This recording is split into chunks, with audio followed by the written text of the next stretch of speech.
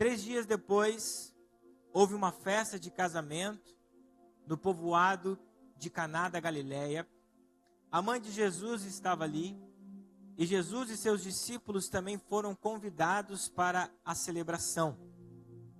Durante a festa, o vinho acabou, e a mãe de Jesus lhe disse: eles não têm mais vinho. Mulher, isso não me diz respeito, respondeu Jesus. Minha hora ainda não chegou. Sua mãe, porém, disse aos empregados: façam tudo o que ele mandar. Havia ali perto de 6 potes de pedra usados na purificação cerimonial judaica. Cada uma tinha capacidade entre 80 e 120 litros. Jesus disse aos empregados: encham os potes com água.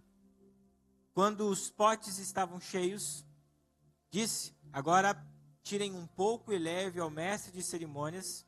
Os empregados seguiram as suas instruções.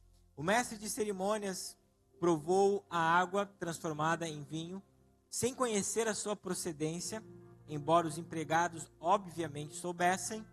Então chamou o noivo.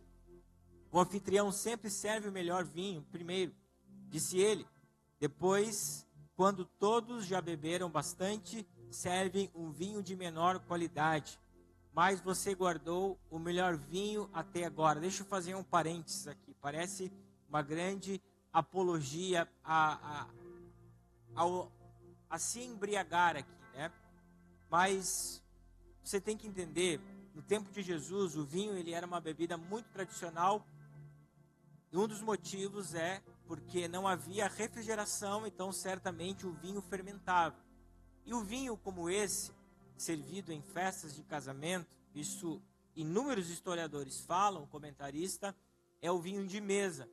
E esse vinho ele era misturado à água, certo? Então, porque as pessoas bebiam de certa forma e não para não chegar à embriaguez, certo? Então esse vinho usado em festas, diferente de vinhos usados em tabernas, em bares, esse vinho é o vinho chamado de mesa, onde eles pegavam o vinho, o mosto grosso mesmo, misturavam com água. Apenas um parêntese. Versículo 11, esse sinal em Caná da Galileia foi o primeiro milagre que Jesus fez. Com isso ele manifestou a sua glória e seus discípulos creram nele. Pai, essa é a tua palavra e graças te damos por ela. Declaramos que o nosso coração está aberto para ouvir a tua voz, Espírito Santo. Que a nossa terra seja uma terra proveitosa para a tua palavra. E tudo o que tenta tirar o nosso coração de ti, nós repreendemos em nome de Jesus. Nós já estamos, igreja, há 2 meses, falando sobre a importância da grande comissão, isto é, de nós fazermos discípulos para o Senhor Jesus.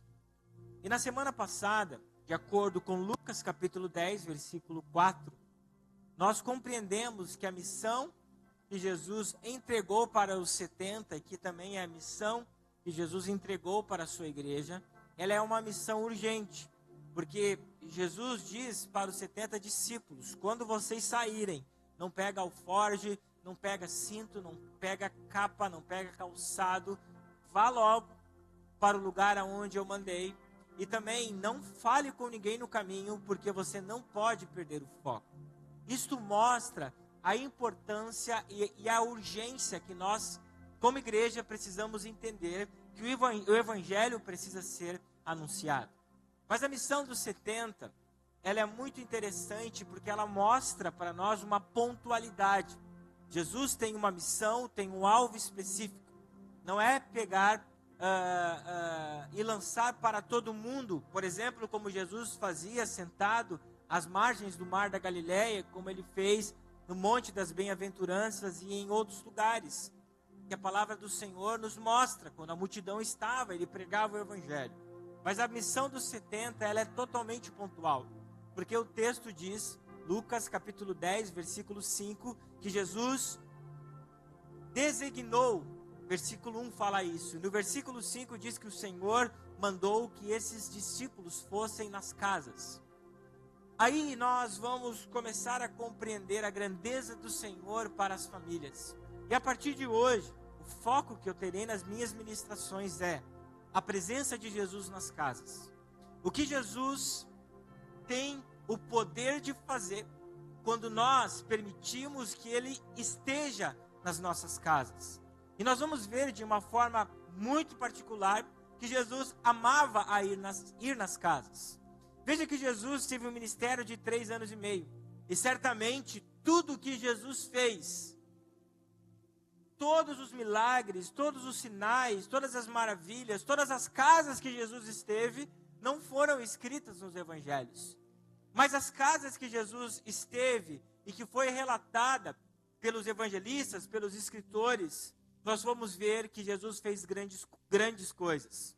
E Jesus esteve em 12 casas, que nós encontramos a sua história nos 4 evangelhos.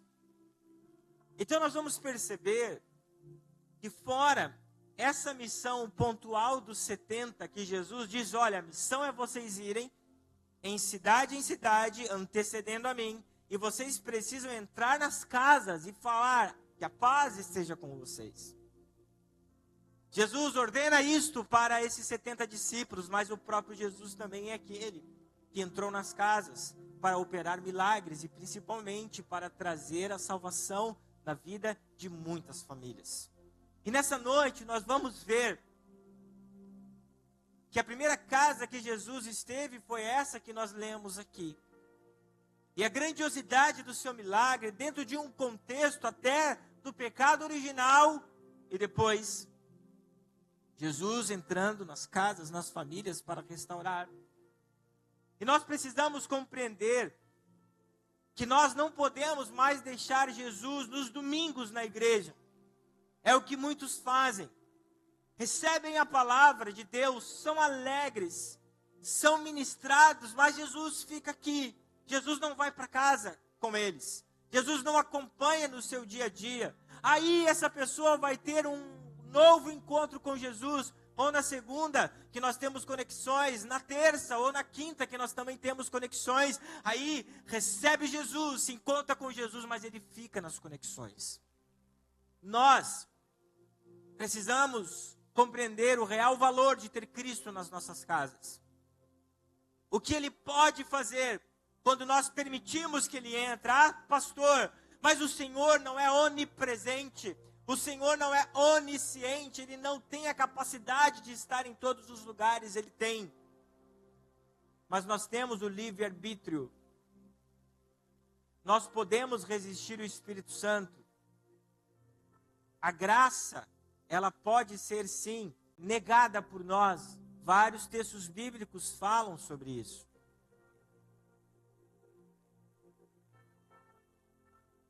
Então nós precisamos entender aquilo que Jesus falou.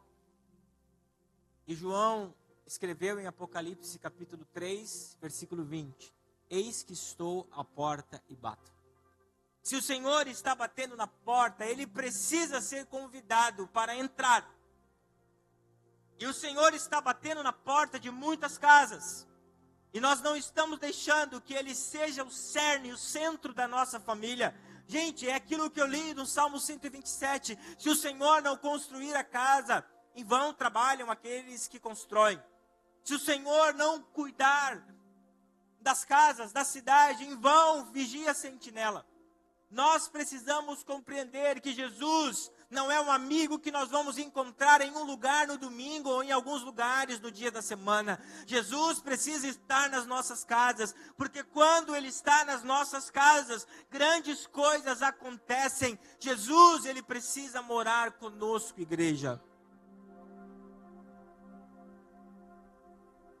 Só que Ele está batendo na porta. E muitos não estão permitindo que Jesus entre. Nós vamos ver nesses 11 versículos a grandiosidade de Cristo quando Ele está numa casa. Mais uma vez eu quero ler para relembrar do versículo 1 até o 7.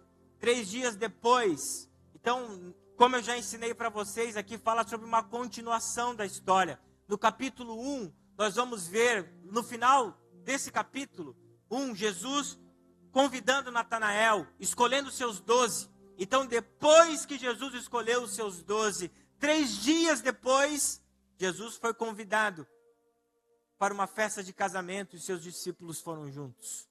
É dentro desse espaço cronológico que acontece isso. Houve uma festa de casamento no povoado de Caná da Galileia. A mãe de Jesus estava ali. Jesus e os seus discípulos também foram convidados para a celebração. Durante a festa, o vinho acabou. E a mãe de Jesus lhe disse: eles não têm mais vinho. Mulher, isso não me diz respeito. Dentro do contexto original, era como se o Senhor Jesus estivesse dizendo: senhora. Certo? A mulher não é uma forma pejorativa. Ele diz: senhora, o que eu tenho com você em relação a isso? Certamente Jesus não chama ela de mulher, porque aqui começava o ministério público de Jesus. E Jesus estava dizendo: oh, agora você é minha discípula. Você cuidou de mim agora como mãe, mas a partir desse momento você é minha discípula. Então ele diz: senhora, o que nós temos com isso? Maria sabia quem era Jesus. Maria sabia o que a presença de Jesus podia fazer. Então ela chega como uma mãe, e Jesus está dizendo agora: minha discípula, senhora, não é mais. Não é hora de eu ser revelado. Aquieta um pouco o seu coração. Versículo 5. Sua mãe, porém, disse aos empregados: façam tudo o que ele mandar. Havia ali perto 6 potes de pedras usadas na purificação cerimonial judaica. Isso daqui são talhas de pedra. Todo judeu, antes de se alimentar, ele precisa purificar as suas mãos para que o alimento não se torne impuro. Então essas talhas eram usadas para lavar as mãos, lavar os punhos até os cotovelos, durante a festa, antes dos judeus se alimentarem. Por isso que essas talhas estavam lá. E o texto diz que essas talhas cabiam entre 80 e 120 litros. Jesus disse aos empregados: encham os potes com água, enquanto os potes estavam cheios. Daí depois vem o restante que nós vamos ler. Igreja, não é por um acaso que o primeiro milagre de Jesus foi em uma casa, em uma festa de casamento. Certamente, o Deus que está aqui na terra, esteve aqui na terra, melhor dizendo, estava presente quando nós encontramos em Gênesis, no capítulo 2, quando o Senhor cria a mulher, versículo 1, e no capítulo 2, a continuação, quando o Senhor cria o homem e a mulher e institui o casamento. O Senhor formando as famílias no jardim do Éden, e agora, milhares de anos depois, cerca de 3.000 anos depois, o Senhor está presente mais uma vez em um matrimônio. Aquele primeiro matrimônio que deu errado, porque o pecado entrou por intermédio daqueles homens. Aqui está novamente o resgatador, o Messias, dentro de um contexto familiar. Aquela família que não deu certo porque houve homicídios, porque eles não compreenderam a presença de Deus. Estava ali novamente o Deus que criou todas as coisas, porque João também fala no capítulo 1, no versículo 1, no princípio era o verbo, e o verbo era Deus, e o verbo estava com Deus. Sem o verbo nada do que foi feito se fez. O verbo que estava na criação agora estava diante de uma família para operar o seu primeiro milagre. Certamente João estava demonstrando aqui também que o casamento é uma instituição criada por Deus e precisa ser respeitada. Uma instituição que foi abençoada por Deus na criação de todas as coisas. Agora está aqui o resgatador, mais uma vez dizendo: as famílias foram feitas para darem certo. Nos tempos de Jesus, as festas de casamento, e anterior ao tempo de Jesus, dentro dessa tradição judaica, elas duravam 7 dias. Possivelmente Jesus chegou numa quarta-feira aqui, porque o texto fala sobre esses 3 dias depois. A festa já estava no meio, as pessoas já tinham bebido, as pessoas já estavam lá durante 3 dias, porque as festas duravam 7 dias. E as festas aconteciam nas casas do noivo. E quem pagava a festa era o pai do noivo. E possivelmente, os donos da casa, os pais do noivo e o noivo não tinham muitas posses. Porque na metade da festa houve um cálculo de erro e o vinho acabou. No Antigo Testamento, a figura do vinho é algo muito importante, porque ela está relacionada à alegria espiritual e à alegria física. Por isso, o texto está nos mostrando aqui que o primeiro milagre de Jesus está relacionado a uma restauração de alegria dentro de um lar. Aquilo que muitas vezes o inimigo da nossa alma quer roubar dentro das casas. Diante de muitas frustrações de pais com filhos, muitas frustrações entre homem e mulher. O salmista no Salmo 104, versículo 15 diz: vinho para alegrar o coração, azeite para fazer brilhar a pele e pão para dar forças. Conforme as palavras de João, se não me engano, no versículo 4, a mãe de Jesus possivelmente era uma amiga da família, porque ela já estava lá e era alguém que sabia sobre a festa. Chega para Jesus e diz: acabou o vinho. E Jesus multiplica o vinho. E nós podemos pensar o seguinte: pastor, é interessante que o primeiro milagre de Jesus poderia ter sido ressuscitar o morto. O primeiro milagre de Jesus poderia ter sido ele curar um cego. Ele curar a lepra de alguém, mas Jesus, não menosprezando esse milagre, Jesus transforma a água em vinho. Que sentido tem isso? Um sentido muito grande. Porque faltar vinho numa festa, faltar alimento numa festa, trazia vergonha para uma família.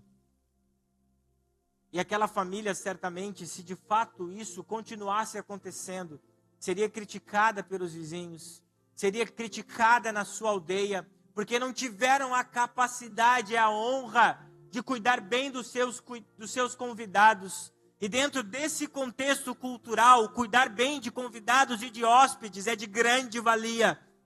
Quem está recebendo hóspedes precisa cuidar deles, até lutar em favor deles, se for preciso, se a casa for arrombada por ladrões. E Jesus vem e transforma a água em vinho. E o significado é: Jesus não deixou com que essa família fosse envergonhada. E o que eu quero focar em relação ao primeiro milagre de Jesus para esse casal é o seguinte: que Jesus cuida dos seus nos mínimos detalhes. Às vezes nós pensamos em grandes coisas. Às vezes nós pensamos que, uau, grandes coisas, um milagre, o cego precisa enxergar, mas o Senhor está cuidando de nós e das famílias em cada detalhe. E o que nós precisamos compreender é que quando Cristo está na nossa casa, que quando Cristo está na nossa família, nós jamais perderemos a alegria, porque a palavra de Deus nos fala que Ele é óleo de alegria. Jesus não ficou para fora da festa. Jesus foi convidado para estar na festa. Jesus não ficou para fora da casa. Jesus foi convidado para entrar na casa. Por isso que quando o inimigo quis envergonhar aquela família, Jesus disse não, porque eu estou na festa. Porque eu estou na casa. Jesus precisa estar na sua casa. Jesus precisa estar na minha casa. Jesus precisa estar na minha família. E o versículo 8, na continuidade, fala sobre esse milagre da transformação. Já o resultado, e o texto diz o seguinte: agora tirem um pouco e leve ao mestre de cerimônia. Os empregados seguiram as suas instruções. O mestre de cerimônias provou a água transformada em vinho, e sem conhecer a sua procedência, embora os empregados obviamente soubessem, então chamou o noivo. E ele disse o seguinte: o anfitrião sempre serve o melhor vinho primeiro, disse ele. Depois, quando todos já beberam bastante, já perderam o paladar, serve um vinho de menor qualidade, mas você guardou o melhor vinho até agora. nós podemos entender com essas palavras do mestre de cerimônias que Jesus, ele quebra o protocolo. Jesus, igreja, não trabalha por protocolos humanos. Jesus, ele trabalha conforme o seu querer e a sua vontade. E o que é maior aqui, que nós precisamos entender, que nós servimos um Deus que não está relacionado a coisas lógicas, a fatores lógicos, fatores visíveis, fatores que nós conseguimos calcular. Aquilo que Deus faz está relacionado ao invisível e aquilo que nós não podemos calcular. E quando for preciso, Ele quebrará protocolos dentro da nossa casa para que o nome dEle seja exaltado e glorificado. Jesus faz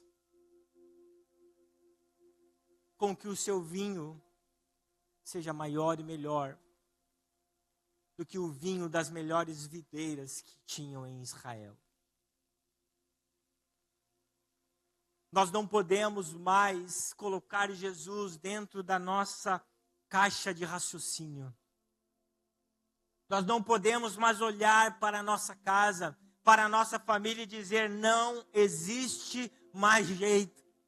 Você não pode olhar mais para o seu marido, para a sua esposa, para o seu filho, irmão, quem quer que seja, dizendo: não existe mais jeito. Até você pode até falar se Cristo não estiver na sua casa, mas quando Cristo está na nossa casa, a palavra final sobre a nossa vida sempre será aquela que Jesus falará ao nosso respeito, e não vai faltar vinho porque Ele está conosco. A grandiosidade do milagre é que o texto fala sobre 6 talhas, entre 80 e 120 litros. Jesus multiplicou, e Jesus transformou a água em vinho, e essas talhas estavam cheias, porque o texto diz que os homens precisavam encher as talhas até o seu limite. Jesus multiplicou quase 500 litros de vinho. Certamente todas aquelas pessoas beberam do melhor vinho, e ainda como presente de casamento, aqueles noivos continuaram com o vinho na sua despensa durante muito tempo. Os milagres de Jesus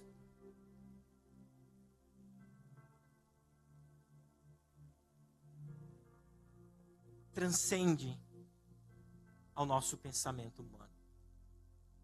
Aquilo que Jesus quer fazer na sua casa, meu irmão, transcende a qualquer pensamento humano. Se você olha para a direita e para a esquerda e diz: acabou o vinho, não tem mais jeito. Se Jesus não estiver lá, realmente não tem mais jeito. Mas se Jesus estiver lá, entenda que a última palavra será dele. E nós olhamos como uma figura de fé, nesse texto bíblico, uma mulher chamada Maria. Porque o texto diz que ela confiou no Senhor Jesus e disse: faça o que você precisa fazer. O versículo 11 fala sobre a manifestação da glória do Senhor. Esse sinal em Caná da Galileia foi o primeiro milagre que Jesus fez. Com isso ele manifestou a sua glória. Conforme eu já falei, Jesus, ele operou esse milagre logo após chamar os seus discípulos. Quando Jesus chamou Natanael, que são os versículos que antecedem a esse no capítulo 1, ele não acreditou no Senhor Jesus. Aí Jesus disse: Natanael, quando você estava debaixo daquela árvore.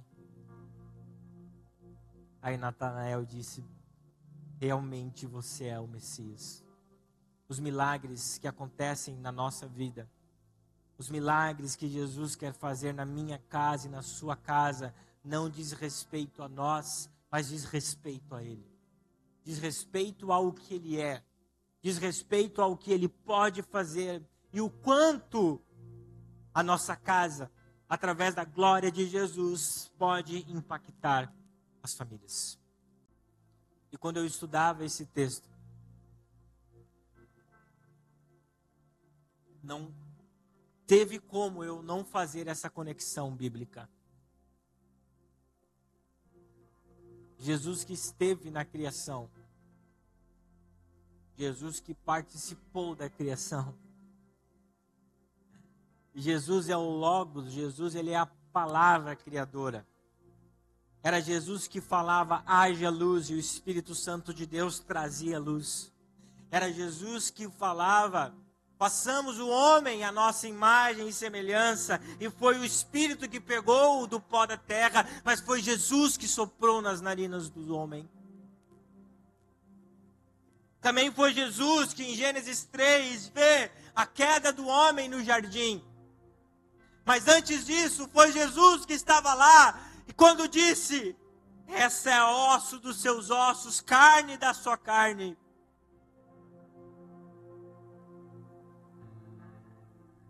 A provisão de Gênesis capítulo 3, versículo 15, que foi prometida pelo Pai quando o homem pecou, dentro de um relacionamento de casamento, porque o casal pecou.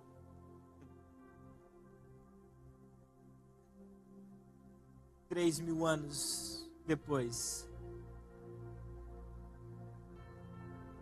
João diz, capítulo 1, versículo 12, o Verbo se fez carne e habitou entre nós. Vimos a sua glória como unigênito do Pai, e a todos quanto receberam, deu-lhes o direito de serem filhos de Deus. Esse Deus que em glória agora se encarnou na humanidade para morrer em carne por ela e derramar o seu sangue e depois ressuscitar vencendo a morte. Ele se apresenta numa festa de casamento.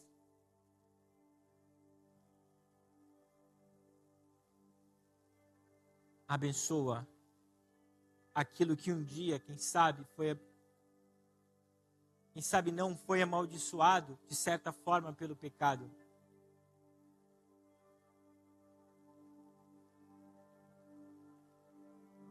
E ele mostra novamente a sua graça na instituição chamada família. Mostrando para nós que ele precisa habitar e se fazer presente nas nossas casas, como ele se fez presente no casamento em Caná da Galileia. Pastor, eu estou com inúmeros problemas na minha casa. Entregue para Jesus. Pastor, são problemas insolúveis, entregue para Jesus. E a figura de linguagem que eu uso é acabou o vinho. Aquele que tem poder de multiplicar o vinho. Nem de multiplicar, não é a palavra multiplicar, é de transformar a água em vinho. Está dizendo que você não tem. Ele tem poder de fazer. Está aqui nessa noite. E é com essa autoridade que a partir do dia 15 nós vamos entrar nas casas. Nós vamos anunciar esse evangelho e dizer para as pessoas que a paz, que Jesus esteja nessa casa. Eu tenho certeza que grandes milagres o Senhor fará, porque Jesus quer entrar nas casas, na minha casa e na sua casa. Eu quero te convidar para colocarem de pé.